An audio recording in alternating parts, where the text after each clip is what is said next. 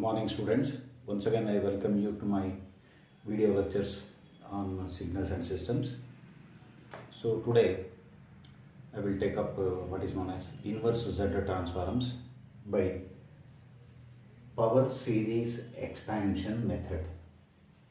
Power series expansion method, also known as long division method.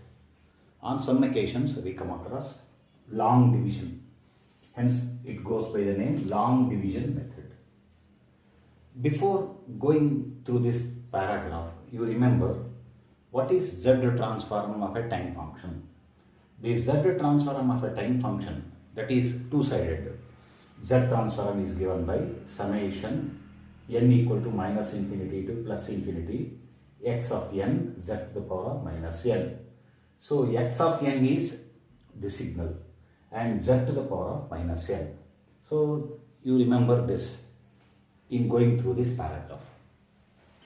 Here, we seek to express x of z as a power series in z to the power of minus 1 or z of the form defined by the following equations. Now, as an example, I have taken two power series.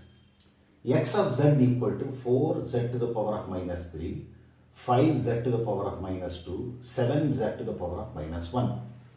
So this is what is called as power series expansion, power series. This is also power series.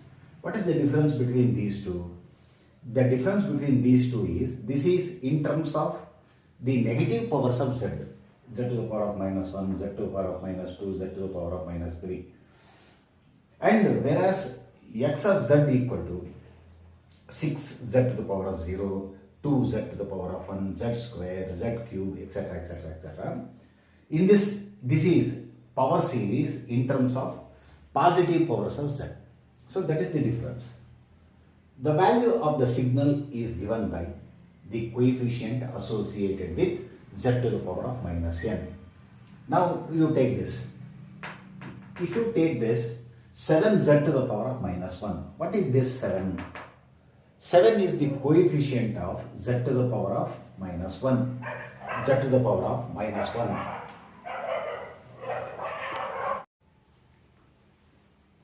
Z to the power of minus 1. And here there is negative power of z.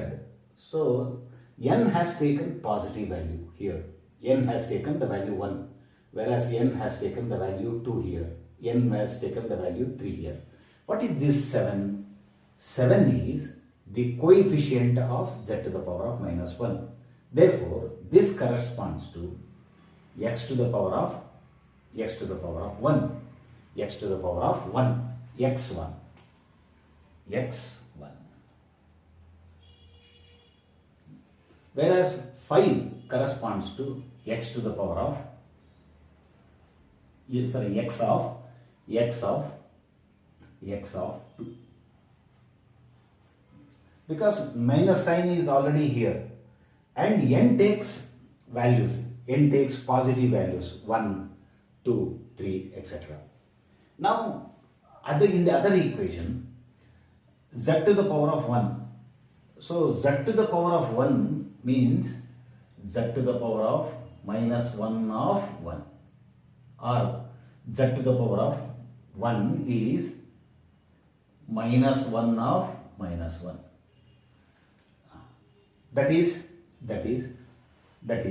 n takes negative values, and this is coefficient of x of minus 1. This is coefficient of x of 0. This is coefficient of x of minus 2, etc.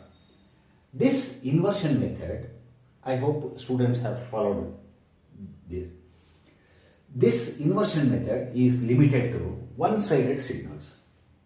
That is, ROCs with the form mod z less than a.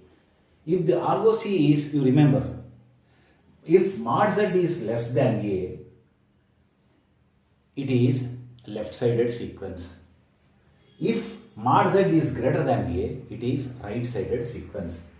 If ROC is mod z greater than a, then we express x of z as a power series in z to the power of minus 1, so that we obtain a right-sided signal.